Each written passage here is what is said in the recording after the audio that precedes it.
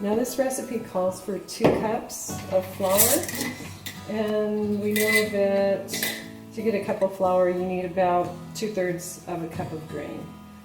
So to get 2 cups, we need about 1 1/3 cups. I happen to know it's actually a little less than that. So I'm going to go ahead and put in a cup, and maybe just a little short of a 1/3 of a cup. If you make extra, you can always freeze the flour, but try not to use more than what I need.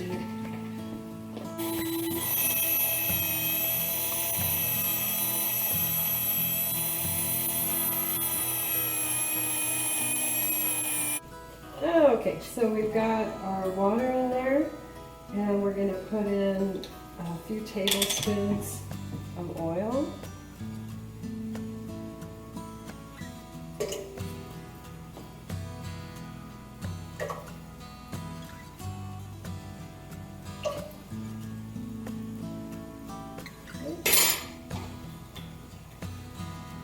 And then 1/4 cup of dark molasses. And we've got a tablespoon of fennel seeds.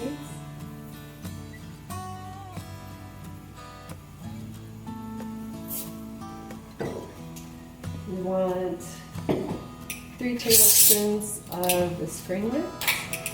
I vacuum sealed this. Oh, that's a problem with vacuum sealing, so you gotta open it. It ends up everywhere.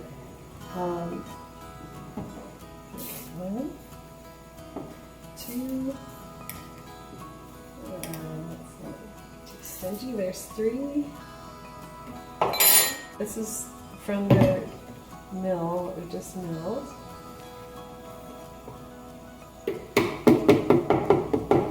Alright. And we're going to want a cup, let's see, 2 cups. So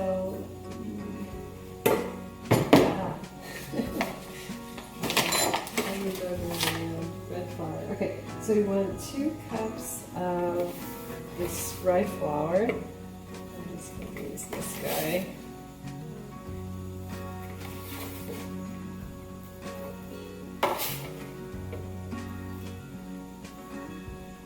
Alright, there's 1.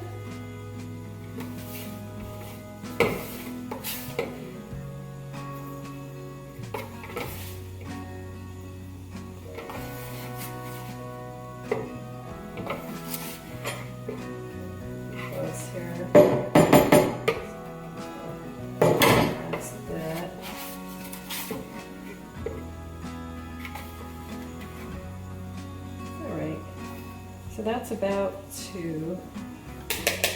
Alright. Now I'm just going to do the rest of this a little bit too.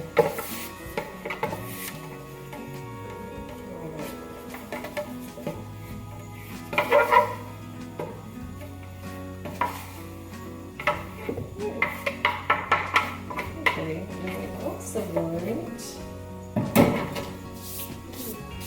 2 cups of red flour.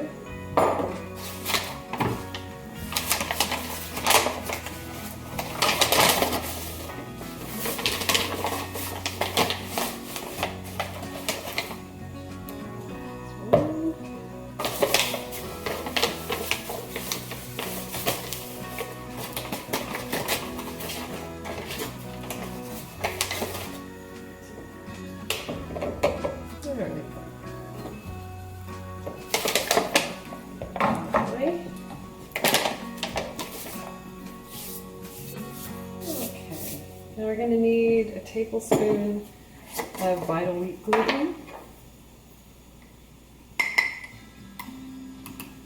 We need this mainly because we're using rye.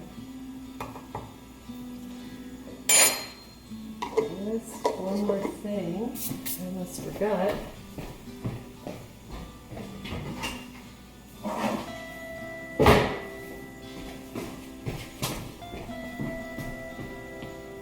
You need 2 teaspoons of salt.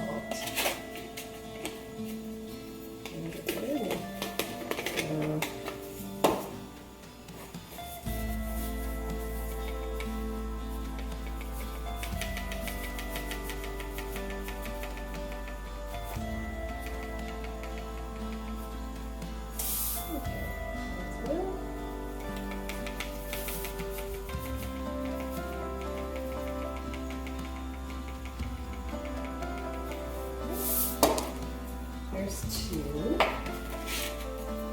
Okay, so the last thing is we need some yeast. 1.5 teaspoons. They're actually calling for 2 teaspoons, but I'm putting in 1.5 because of the altitude here, and then also show you. So I'm going to make a little pocket for the yeast. So that's 1. Yeah.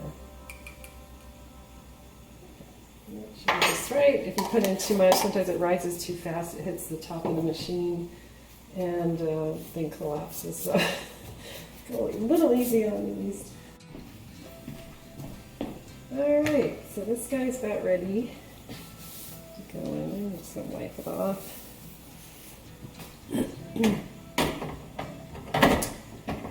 Okay, I'm setting this for 2 pounds, the largest size. Mid setting for the crust. I'm leaving on 1 for white, which is the same as basic. And we should be good to go.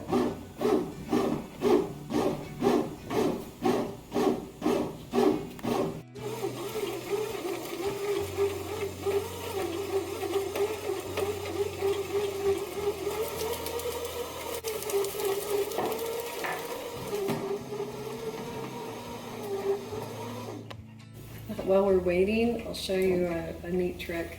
A lot of my dry goods I can in jars, just vacuum seal in jars. And I use the wide mouth because they're easier to pour into and pour out of. However, I noticed recently that there's a lot of jars that will accommodate the regular lids, like this. And these ones in particular, just to warn you, they say Atlas Mason, but they're not true Mason jars. They're just being old-timey here.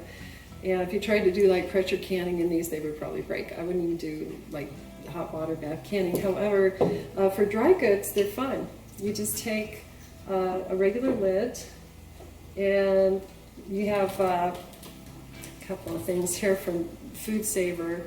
You take this cap on there, and then you take their little portable vacuum sealer, take the lid off, expose this little knob here, and that fits in there. And it'll take just a minute, but that's probably enough. Let's just try it. Okay, so if I pull this guy off, it doesn't come off. Yeah, it's got a good seal on it. And then these are optional. You know, some people leave them off because they want to know if the seal is broken, but honestly for grains and beans and stuff, it's not the end of the world. If you lose your seal, it just means that they won't last quite as long. Oh, so there you go.